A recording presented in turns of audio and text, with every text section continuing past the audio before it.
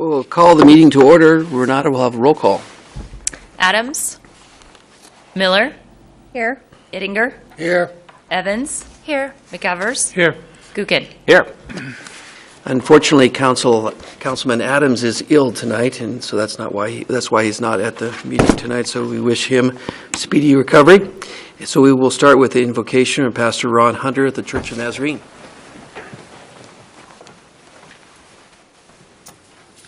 Pray with me.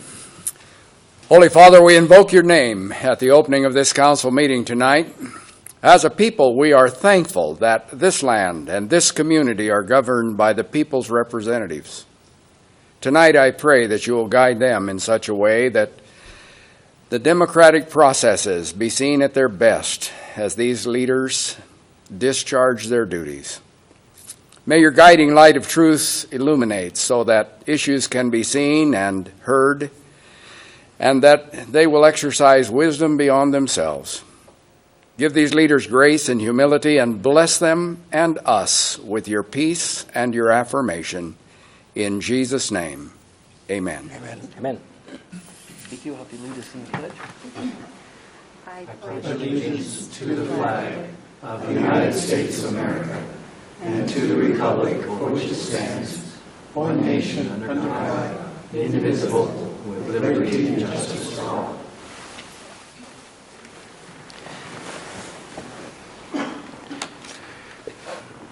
Do we have any amendments to the agenda tonight? No amendments to the agenda? Okay. Start off, we have a presentation tonight. We have a fire training presentation by Bill DeRuiter, for the captain paramedic of the Coeur d'Alene Fire Department.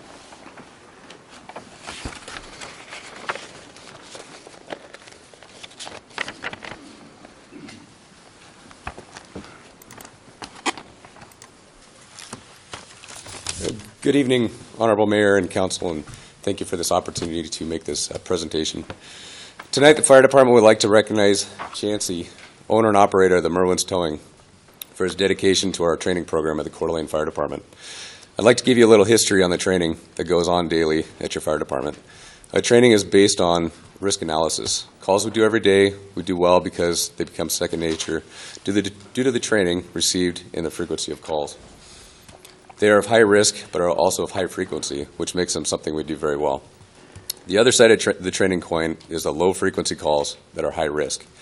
One of them is school bus accidents. Every day in this country, there's a school bus accident. Most are minor in nature, but when they are major, they task resources in our front page news. Nampa, Idaho had a school bus accident last year that claimed the life of an 11-year-old boy. We train on the low-frequency, high-risk events quarterly. We are constantly looking for ways to do these types of trainings via donations of buildings, etc. In this case, we were given a school bus from the Coeur d'Alene School District and another from Merwins Towing. I can tell you from being in this profession for over 20 years, this is the first opportunity I've been given to train on not only one school bus, but two. They are big, heavy, and carry valuable cargo. Chancey has donated numerous cars for our extrication trainings. He delivers them in a timely manner and takes them away when we are finished. We are very proficient at dismantling vehicles and extricating patients because of this. He made sure the school buses were safe for us to train in by removing the hazardous fluids before delivering them to our training tower. We were able to train on these buses for over 2 weeks by supplying resources for these types of trainings before an actual event happens. It's invaluable. We would rather make mistakes and learn from them in the training environment at our training tower than on the highway and on national TV. After the trainings were conducted, we actually had a school bus accident. Thankfully, it was minor in nature. An SUV rear-ended an empty bus. We also had a truck drive through a house, and the tactics used during our school bus trainings were used to get the truck off a couch that was pinning a patient. Without partnerships like this, trainings like this would not be possible. Our jobs would be harder, and the citizens we serve would be affected. With that, I would like to publicly thank Chancey with Merwins Towing for his dedication and commitment to the citizens of Coeur d'Alene through his donations. He and his team of employees are professional and dedicated to public safety. Here's the plaque. Thank you.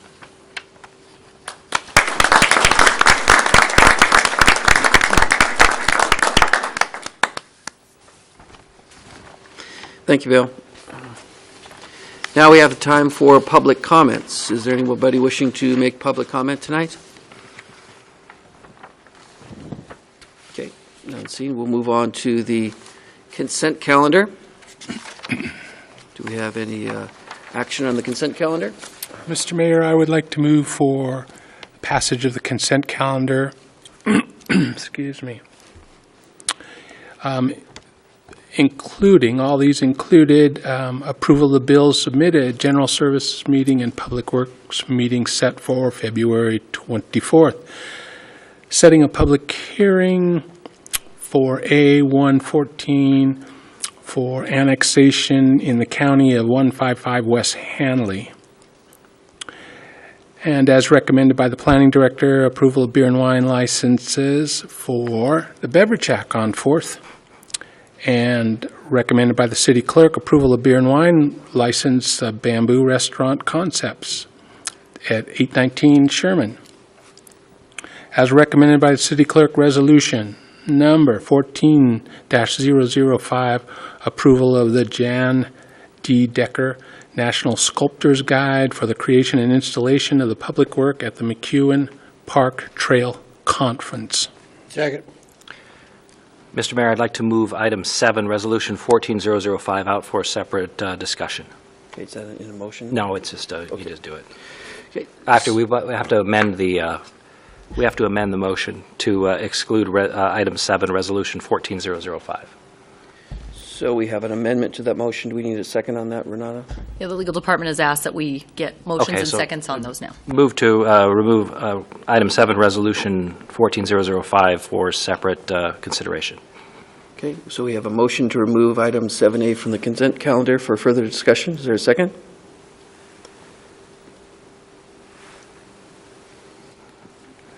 Okay, no second on that, so it dies for the lack of a second. So now we have a motion to approve the consent calendar.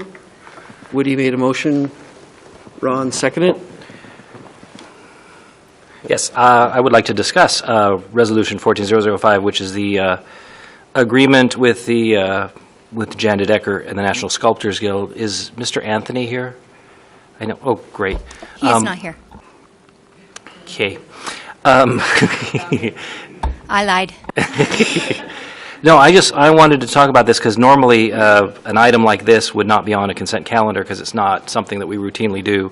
And I went to the Arts Commission meeting today to talk about public art and talk about things that are done and express some concerns and hear what they had to say. And it was a really good, very productive meeting, I thought, Mr. Anthony. I thought we did a good job and raised a bunch of issues and talked about how things are done. And one of the things that I was discussing was how we had a vote on a piece of public art a couple of weeks ago, and we had a split council on that vote. Actually, it was probably in December. And we can't avoid that, but we can talk about what is done as far as the acquisition of public art. And we have the public art policy, which says that in there that we should acquire unique art and original pieces. And I thought this piece has been done before, but yet there are some things unique about it, and I just thought maybe you could take a second and point out what is unique with this piece of art. Yes, this is Jane D. Decker. She did a piece that was similar to it called Lords of the Forest, and that was discussed at the Art Selection Committee meeting when they met, and what they felt is one of the comments was that even though it was part of a limited edition, the Lords of the Forest, that it included 3 boys, and so the selection committee instructed me to go back to the artist and asked her if she could turn the 3rd person right there into a little girl. So as you notice there, it's a little girl with a ponytail, with a little skirt on, the tennis shoes. But we felt that morally reflected our community to have 2 boys and a girl on it. It would go at the base of Tubbs Hill, where the trail confluence is. The committee thought that this is one of the concerns we had from the council was to select an art piece that reflected Tubbs Hill, the park, the area. We felt that this piece here, in discussing it, does reflect Tubbs Hill. You know, most of us as kids went up there and played on it and took part in it, and we see lots of opportunities, 2 little brothers and a sister. We'll see families going up there, and you have a photo opportunity then. This piece is roughly a little over 7 feet long that you can stand right there and have a photo op. with the other members of your family. And so the committee did discuss that. We did point out to them that it had been done before in Florida before, but we do have the parameters as a limited edition. The committee talked about, and that's why they did ask her to turn it into, to make this one piece a girl. And then we did ask for a letter from the Sculptors Guild, confirming that this would be a unique piece. And I think you should all have a copy of that letter then to confirm that even though it's based on a rendition, this piece will be unique to Coeur d'Alene due to the public call. And it's pretty. I like it. It's interactive. I think that's a plus. And of course, it does fit into a theme here. And I think the committee did a good job with this. And I thank you so much for showing up, because I know you had another appointment, a conflict. So I appreciate that you were here. I'm running back and forth upstairs. So. Thank you, Mr. Anthony. No, that's fine. Renata, we have do we need to make a correction regarding the cost to the record at all, or is that just a note to us? You might as well go ahead and make mention of it now. Is it going to be mentioned, or do we have to? It's just a mention, yeah. Yeah, we mentioned that Scrivener error. the cost is $79,250. That's the correct amount. Correct, yeah. And that was, I just wanted to, and I guess I didn't need to pull it out for a separate discussion or vote, because I just wanted to make sure that normally this kind of stuff is presented and we get to discuss it, but and this was stuck on the consent calendar, so thank you. And this does include lighting. I think she gave a real good cost breakdown of all the details for the council in your packet then. So we feel, just to kind of sum up, we're hoping we discussed today that we do have 3 pieces of art going in, so we're shooting to, in May, have them all dedicated at the same time with all the artists here in place to go around and explain their artwork to all the citizens in. Because we did get a lot of public comment in the library, so I think this process, all the citizens got a good opportunity to view the art pieces. Very So good. if there's any other further questions? Don't think so. Thank you, Steve. Okay. Yeah, I'd just like to mention that at the General Services Committee meeting, this piece of art was passed unanimous by the General Services Committee, and also that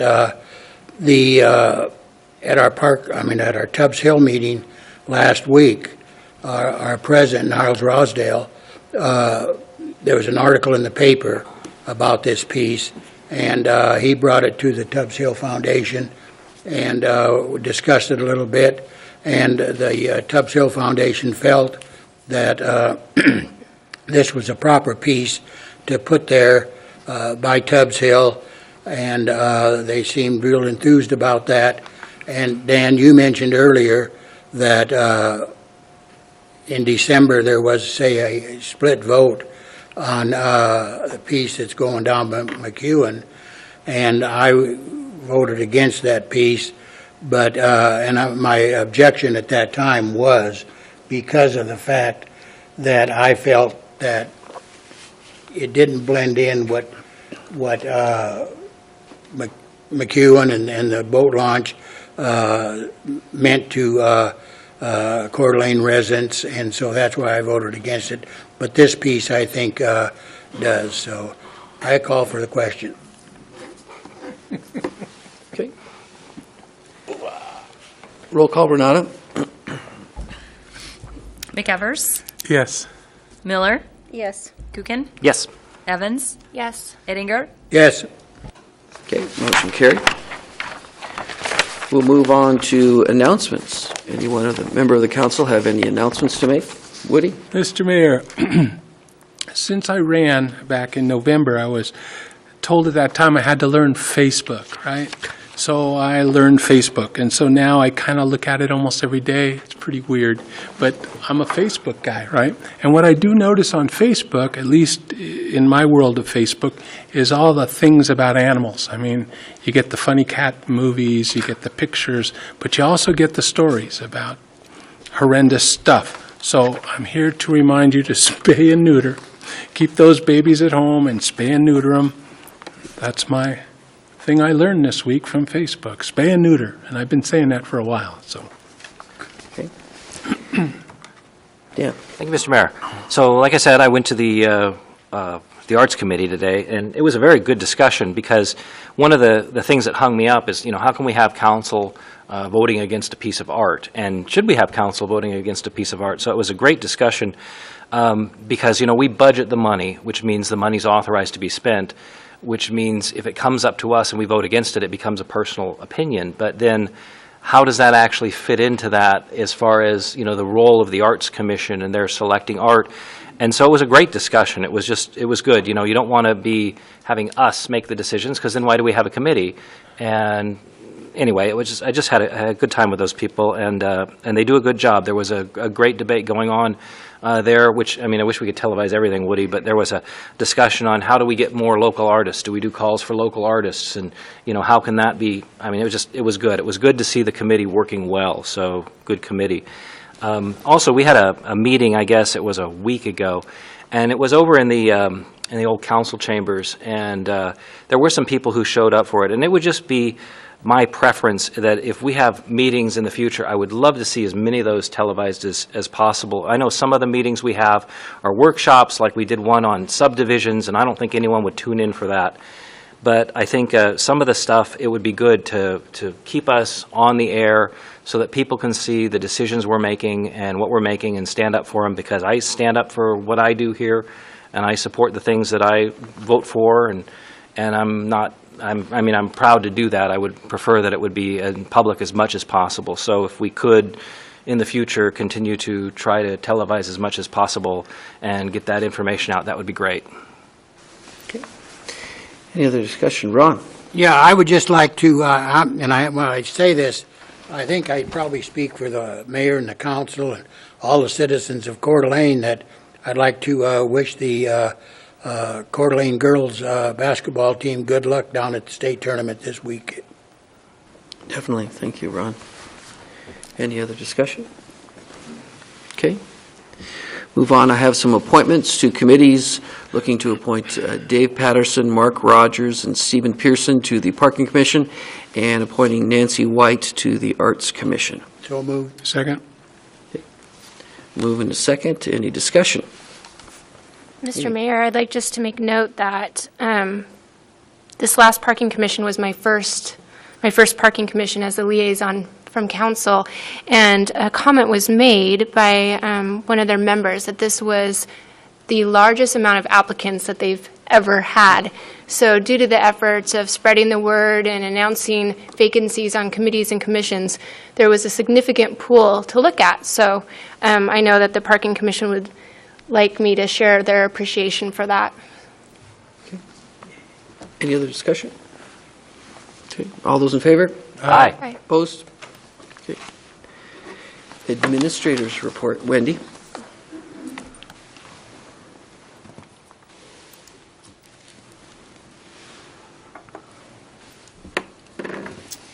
Right there you see firefighter Craig Etherton, who was elected as president of the Kootenai County Fire Prevention Co-op. A primary focus of the co-op is education. Craig's enthusiasm and dedication will be a great asset to that organization. The Recreation Department is this weekend hosting the Boys Lake City Shootout AAU basketball tournament for grades 5th, 6th, and 7th. Teams are from all over the place: Eastern Washington, Tri-Cities, Spokane area, Kootenai, Shoshone, Nez Perce, and Bonner counties.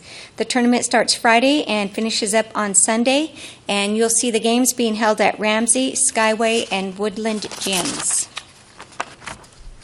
Library has programs for all ages which fill the days in February. They have preschool story times, music and Lego programs, teen book discussions, films, financial management information, and local history programs. You can check out these events at cdalibrary.org. There you see Terry Pickle, who has also been appointed to a very important organization. He was appointed to the Cross Connection Committee of the Pacific Northwest section of the American Water Works Association. Don't ask me what the acronym for that is, but it's very important. In this position, Terry will have a voice in setting of cross-connection rules to ensure that they are user-friendly while still providing adequate and safe water. So what are cross-connection rules?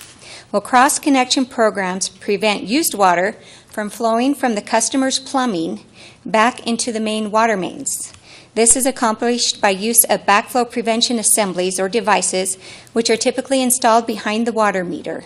In the highest level of cross-connection hazards, this used water that can get back into the mains can cause serious health issues and even death. So these programs are extremely important, and they are mandated by state and federal drinking water rules. Congratulations to Terry. Please don't feed the deer. We have an ordinance that provides that it is unlawful to feed or provide food or other attractants other than your ornamental plants or vegetable gardens, which they may be attracted to wild animals, including deer, in the city limits, and that also includes turkeys, geese, and ducks. And I am receiving some calls in the area around Sanders Beach and actually other areas of the city too, where it seems like there are more and more deer, and you look around and you can see, well, you know, why does that neighbor have a salt lick out or something like that? So please, please, please, don't feed your deer. Don't feed deer. Don't put your salt licks out.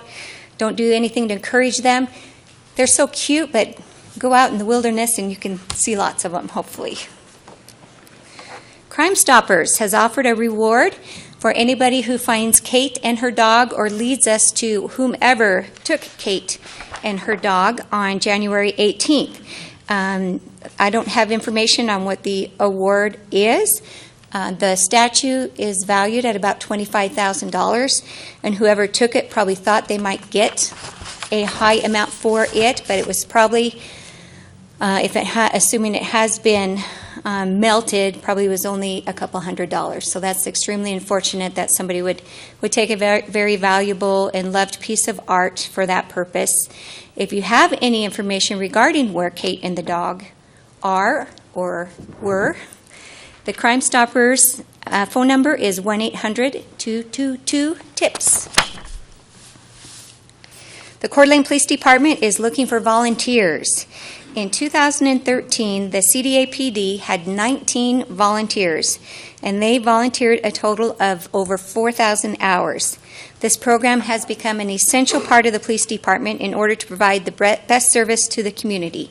If you are interested, there's Rob Clifford's email address and his phone number, 7692320, or rclifford@cda.org. McEwen Park updates can also be found on the city's website, our blog, and the website is cdaid.org. This week we've seen some elevator roofs being worked on Front Avenue.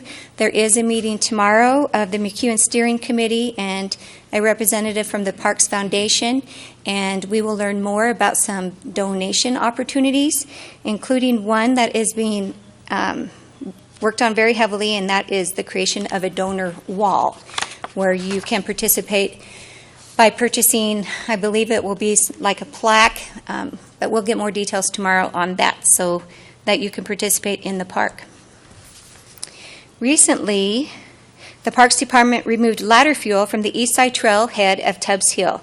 You'll see more of this fuel reduction on the west side in the spring. What is ladder fuel? It is a firefighting term for live or dead vegetation that can allow a fire to climb up from the landscape or forest floor into the tree canopies.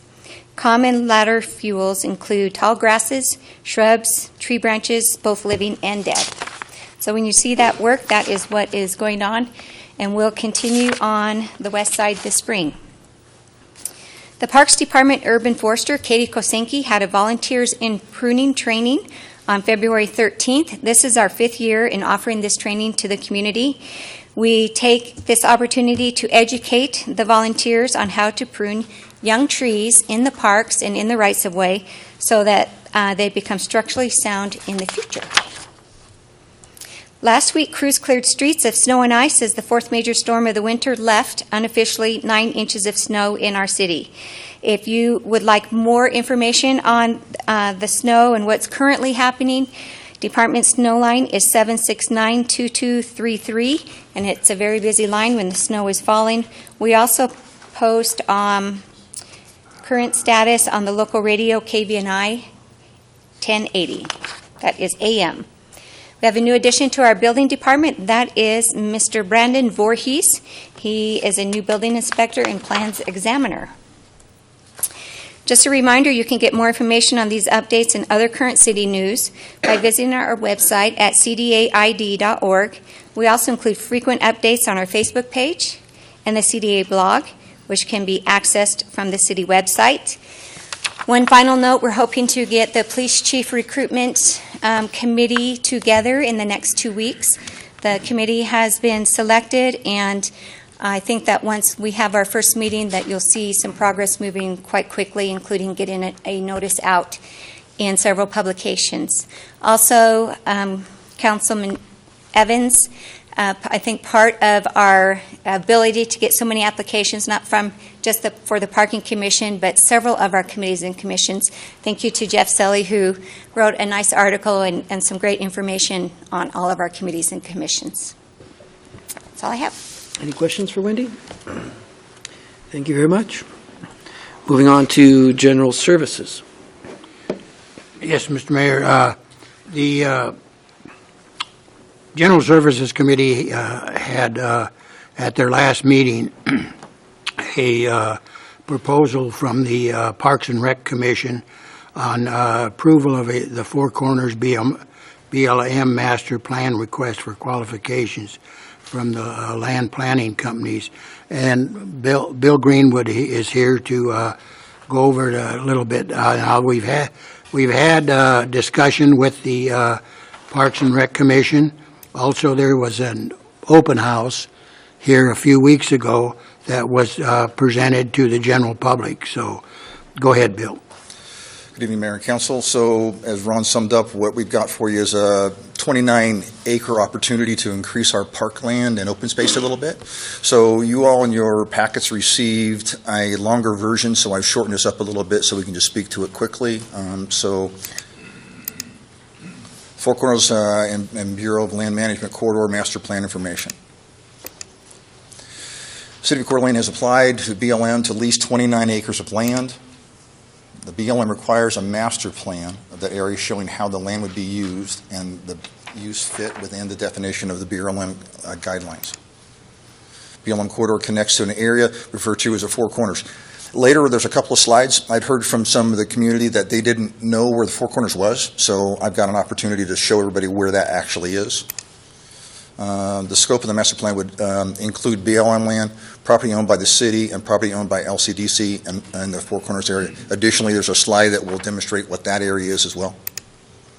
The connectivity purposes for the master plan may touch on either end of the corridor and or areas adjacent to BLM within this corridor. And we had a variety of uses have been discussed at workshop meetings. The purposes of the workshops were to gather ideas from interested parties and what they'd like to see in the Four Corners BLM corridor. The Four Corners BLM Master Plan would be a work in progress and likely take many years to implement as funding and other resources become available. There are no time frames in regard to developing this area in accord with the master plan per BLM.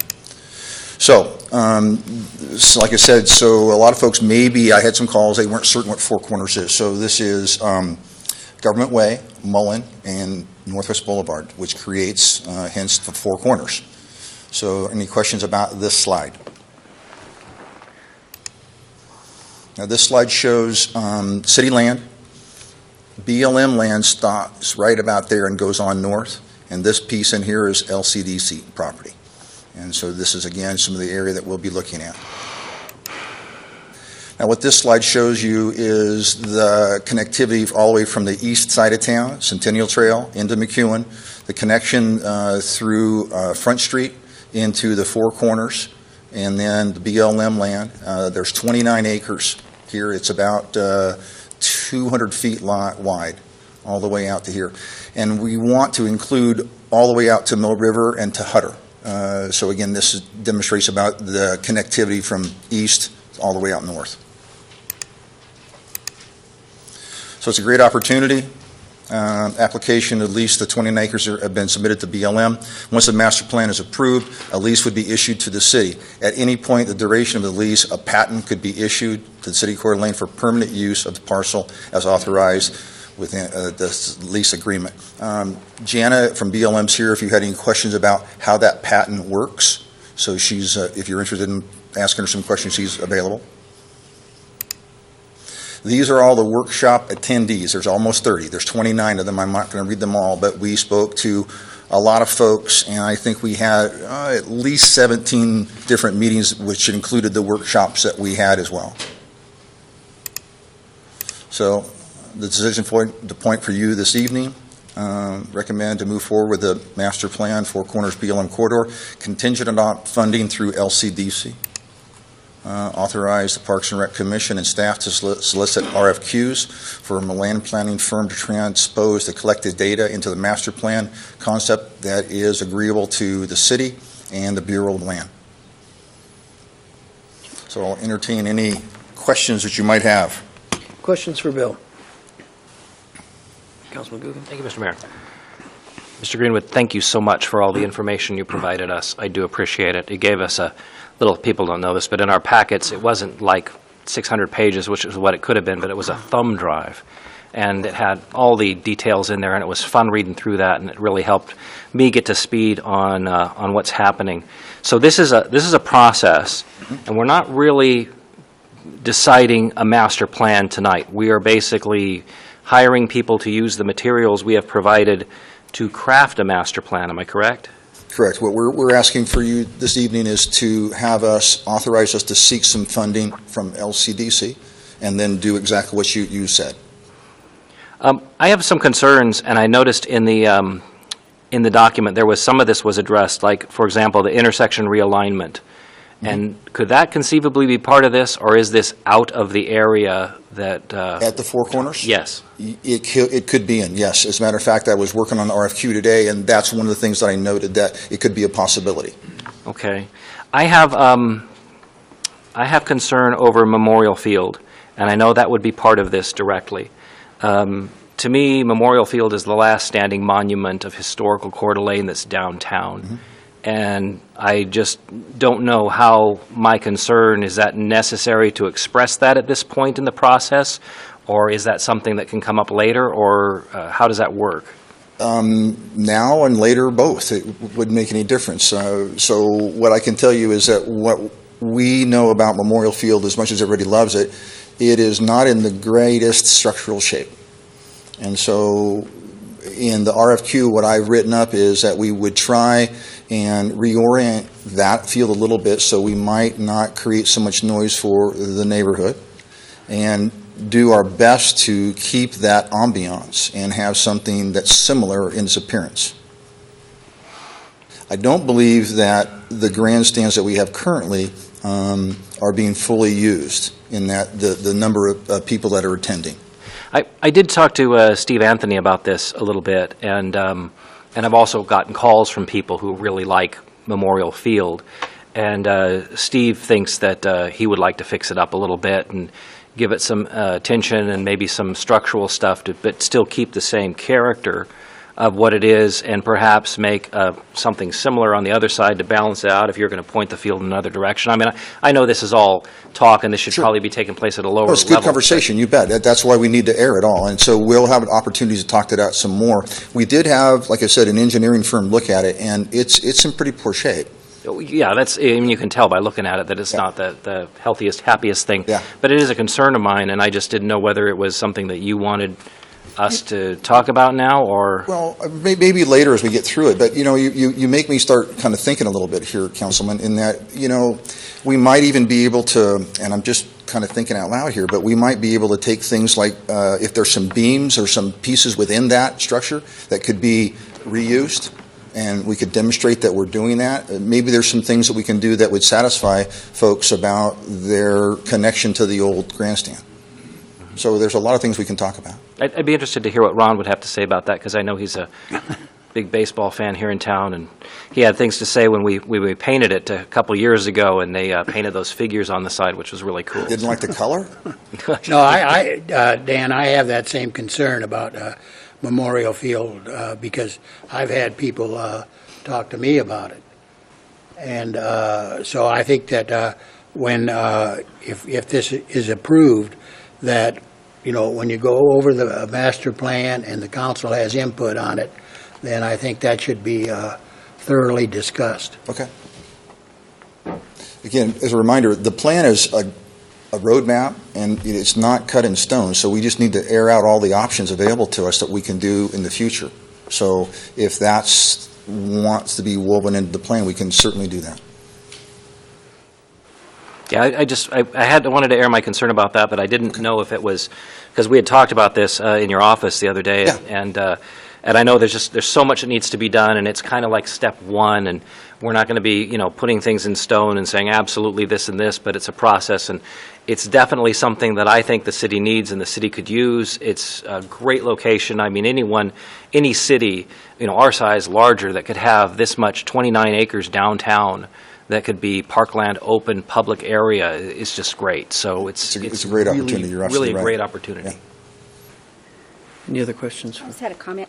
I had an opportunity to review a couple of these hearings and meet with Jana, I believe it is, who has spent a huge amount of her life dedicated to this project. She's been in every meeting and every workshop. What I just want to bring back so I'm clear, what we're being asked to is to recommend that you move forward with the RFQ and a request to LCDC for the funding of hiring a planning group. We aren't really discussing what the details of that plan are. Correct. Isn't that correct? That's correct. Okay. I would just like to add that I feel that the grandstand is of great historic importance to Coeur d'Alene. We've lost a lot of history in Coeur d'Alene. It's a monument, I believe. The construction dates back to the 1920s. Mm-hmm. And I think a lot of discussion would have to be made before any move was made on that. Okay. I think that it has a great amount of historical value to Coeur d'Alene, so. I'll be sure to weave that into the RFQ as we look at the possibility to revitalize it and keep it as an option. Yeah, and I think we have lost, if you look at pictures of the fort ground years and years ago, we've gradually lost a lot of the history in the fort grounds over the years. And that really is kind of a monument for me anyway, and I think for others too of that area. So I think we really need to study that. And then, Bill, if you would, speak to the lease details from BLM, because I think that's important for people to know the details, a little bit of the details of that arrangement, if that comes to fruition from this master planning So would you like to have Jana speak to that? Yeah, Because she could. That would she's be willing to great. do that for us. Thank you, Mr. Mayor. The BLM is very fortunate and very glad that we can do this for the public and the citizens of the city of Coeur d'Alene.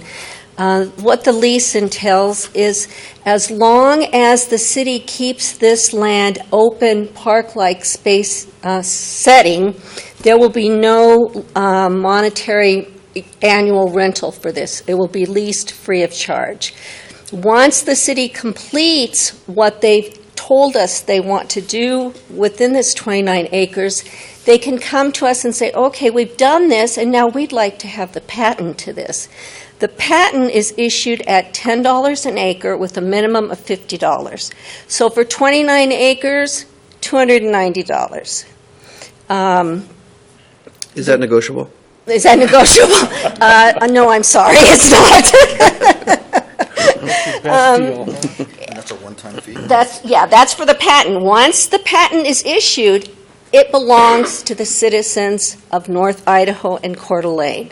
Now, with that said, there's a reversionary clause that would be implemented on the patent. And what that says is, if the city of Coeur d'Alene at some point says, oh, this would be really nice, we'd like to have a coffee shop on this land. Well, that was not in the master plan. So the federal government, the Bureau of Land Management, can come back and say, okay, City of Coeur d'Alene, you've put a coffee shop in here, and you did not tell us you were going to do that. Either take the coffee shop down, pay the full fair market value of the land, the appraised full fair market value, or give us back the land. And that's to keep entities from subdividing it, selling it off, because we're not going to be here forever and ever, and we want this to be in place for the citizens of Coeur d'Alene forever and ever. So as long as it remains in public use, there's no charge? Correct. Right, okay. Great, thank I have a you. question for you, Janet, if I Yes. could. So if you put a coffee shop in the plan, Yes, but let me tell you, it's going to change the value for the leasing. It's going to change the amount that you're going to pay for the patent.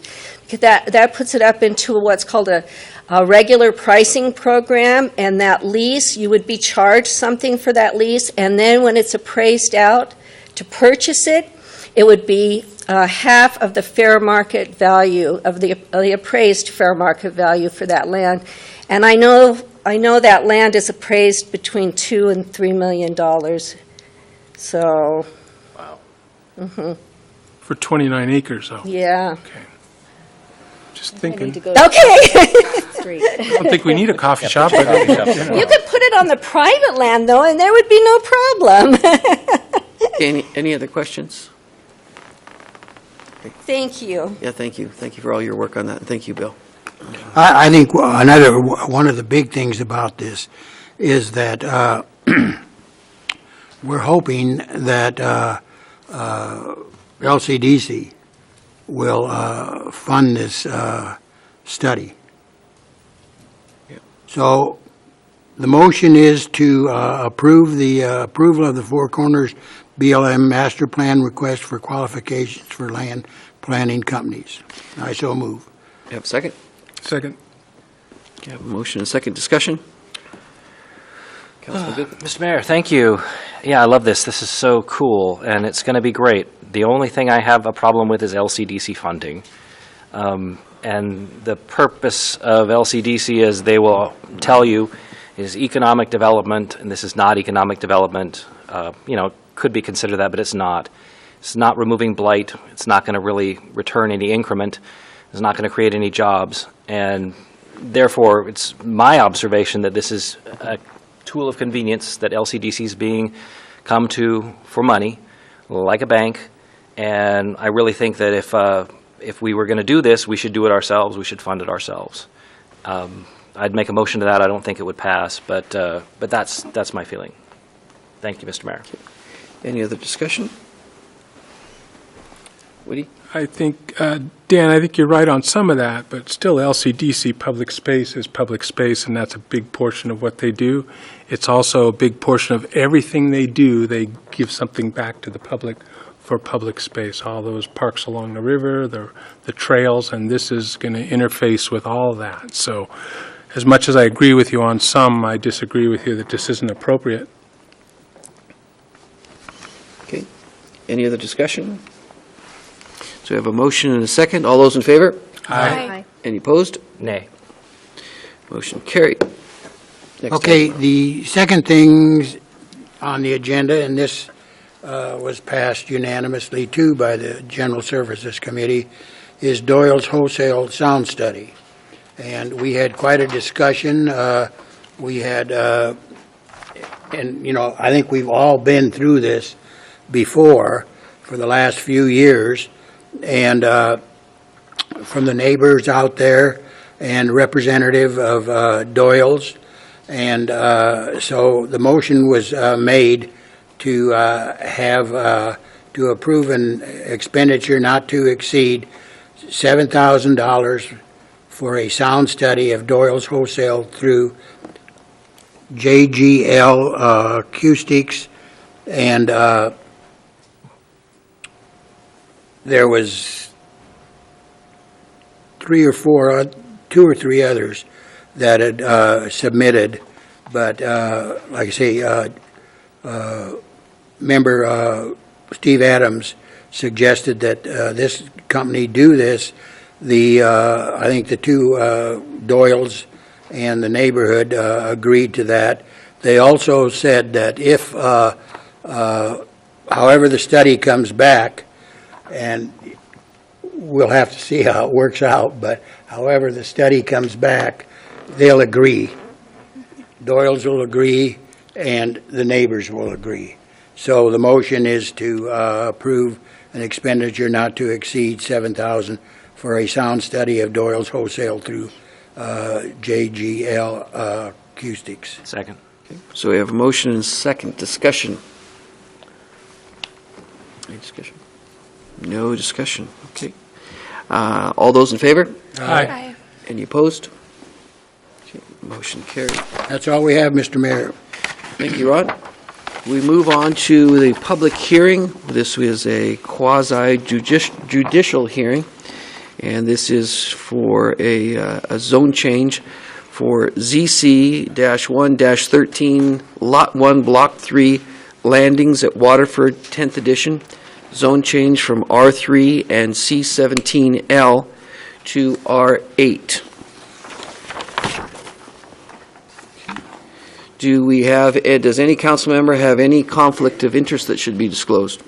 Mr. Mayor, I don't have a conflict of interest, but I would like to state that I was serving on Planning Commission at the time that this first appeared there, and I will base my judgment this evening on the testimony before us tonight. Okay. Anything else? Okay, so we do have a sign-up sheet, and I do have one person on that sign-up sheet, so we'll get to that. So we have Tammy Stroud from our planning office to give us a staff report. Thank you, Mayor and Council. So this evening, again, we do have a zone change request from R3 and C17L to the R8 zoning district. The subject property is located west of the intersection of Downing Lane and Freeland Drive and east of Hutter Road. And this is our subject property. This is Hutter Road running north and south, and Freeland Drive. And it is just south of another portion of the Landing subdivision and north of a portion of Hawks Nest. A portion of the 12.66 acres is currently zoned C17L and was intended for neighborhood commercial uses, but due to restricted access to Hutter Road, the applicant has requested the R8 zoning district. The other portion of the subject property is currently zoned R3, and the applicant has requested R8 zoning for that remainder 9.98 acres to be developed as single-family lots. A preliminary plat was submitted in conjunction with the zone change request and had already gone to Planning Commission. So tonight I'll go through the findings during my presentation. And the first finding is that this proposal is or is not in conformance with the comprehensive plan policies. The area is currently in the Atlas Prairie Tomorrow and transition area. Generally, this area is envisioned to be a residential area, lower in density, which develops with interconnected neighborhoods providing a mix of housing choices. This is the subject property, and it's noted in the green area, which is transition. Transition is noted as areas where the character of the neighborhood is in transition and should be developed with care. The street network, the number of building lots, and general land uses are expected to change greatly within the planning period. So I have significant policies and goals noted on page 3 of your staff report. Finding B9, that the public facilities and utilities are not available and adequate for the proposed use. We did get comments from water, sewer, engineering, street, and fire, and I'll briefly summarize those. Traffic and streets, the subject property is proposed to be utilized for 58 single-family lots. The vehicular flows were accounted for in the original approval with the development and were deemed satisfactory. As far as water, infrastructure necessary to support the current zoning with this development is currently in place. As far as sewer, wastewater had no objection to this planning action, and the fire department also had reviewed the request and had no comments for the proposed zone change.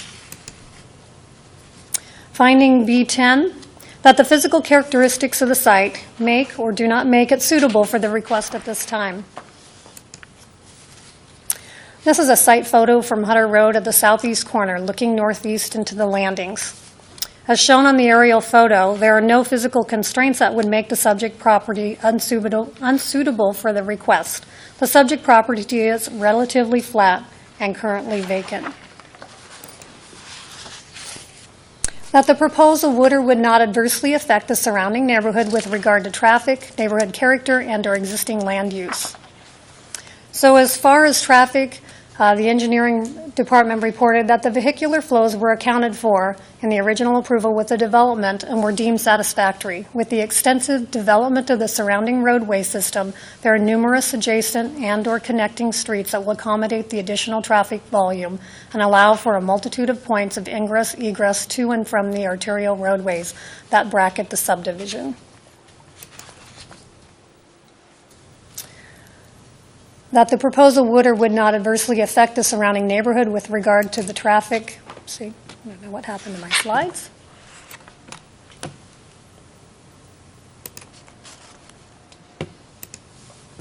As far as the neighborhood character, the zoning on this corner is currently C17L, as I mentioned, and this is R3. The applicant has requested that this be rezoned to R8, which would be consistent with the properties to the north. As far as land use, the property is currently vacant. The areas around there to the north and to the south, as I mentioned, are residential zoning primarily. And that's all I have, unless you have any questions. One additional thing, we did our mailing. Let's see. Mailings were sent out on January 31st, and we mailed 21 notices of hearing. And there were no conditions for this request. Councilman Gookin, questions for Tammy? Thank you, Tammy. Yes. I have a question. So the first one was on the C17 versus R3. If you're talking, and I don't know what the actual nomenclature is, but individual units for each zone, and you mentioned that the change would be to 58 total lots, but what would the number of lots be before? I don't have that information. The applicant can provide it. Okay, so I'll ask them. There would be fewer because that 2.98 acres, I believe, was the C17L. Okay, because, yeah, and I noticed the sewer, or the wastewater people said that it wouldn't be an impact on them, and that would be the concern, was in places where they've rezoned before, and that if the density all of a sudden increases, it creates an extra load, and we don't want that. So that would be my concern. Okay. Thank you. Mm-hmm. Ron? Did you hear anything from the school district? We did not. You didn't? Okay. Anyone else have any other questions for Tammy? Thank you. I think we're good. Okay. Now, the applicant will have 10 minutes to present.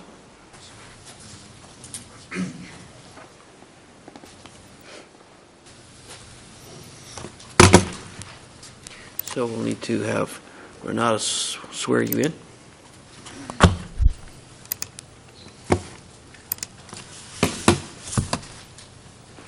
Name and address, please. Your Honor, Councilors, my name is Drew Dittman with Lake City Engineering, 3909 North Schreiber Way, Great City of Coeur d'Alene.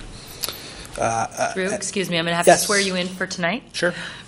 Do you solemnly swear and or affirm that the testimony you are going to give this evening is the whole truth and nothing but the truth, so help you God? I do. Thank you. As Tammy went through the staff report, she talked about the 4 findings that you guys need to make in order to approve a zone change. I won't go into those any further. I think they're covered fully and in-depth in the staff report. Tammy did a great job in the staff report. But what I'd like to do is give a brief history lesson, if I may. I think there were only 2 council members that were present when we first brought this subdivision forward back in 2003. I think Mr. McKevers and Mr. Edinger were here when we did the landings at Waterford. Which is shown up there, just to give you some perspective. This would be Atlas Road here, Prairie Avenue, and Hutter Road. So this was the original approved landing subdivision. It was approved for approximately 1,100 total residential units in some form of single-family, multifamily combination. It had a large 10-acre park in the middle, which has been completely developed now as the Landings Park. It's a great amenity for the city.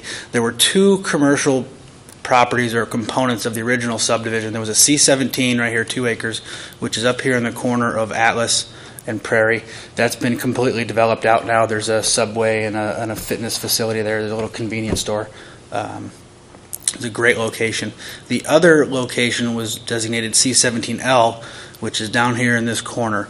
The thought was opposing corners of the subdivision, you could have limited neighborhood type commercial uses. That was the thought at the time.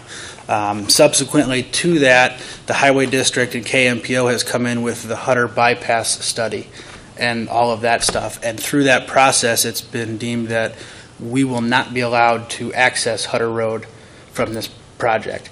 In effect, that makes this commercial corner down here not function as a commercial corner without access to Hutter Road. Here we are today at the landings. It's almost completely developed out. The zone change that you have in front of you is this portion of the project here. It is the last piece of the puzzle, so to speak, of this project. This portion looks vacant, however, the image is a little bit old. We completed this portion right here this fall, so that street and infrastructure is in. So the last remaining piece of the puzzle is down here in the corner, and here you can see the large park in the middle. Oops. My slide's a little different than Tammy's, but here's that piece that's left to be built is down here in the corner. This is the C17L, which we're requesting to be zoned R8. The remainder or the bulk of the project internally is all R8. The Hawks Nest project to the south is all zoned R8. That's the reason for our request, is to make everything match, to make everything contiguous. We plan on, extending the infrastructure and the streets through. As Tammy said, we already came forward with a preliminary plat, or preliminary subdivision through planning and zoning, which showed the 58 lots. To answer the question, Mr. Gookin, regarding to density, residentially speaking, we're going to have more residential units than it was before. And I believe there were, and I'll get it wrong, but I believe there were 45 lots in the original one in this area. However, that doesn't account for the C17. C17, you can have up to 17 units per acre, and it was, I think, a 2.5 acre piece of property. So actually, we're having a less dense project now by rezoning it to R8 than we potentially could have with the combination of the residential and the C17. Does that answer your question? Okay. With that, I don't have anything further to add, but I'll be more than happy to answer any questions. Anyone have any questions? Woody? Couple questions. So did you guys ever do any multi-family housing? We did. I'll go back to the original. This is the original preliminary plat. These two red areas here were both zoned R17 and were planned to be multifamily.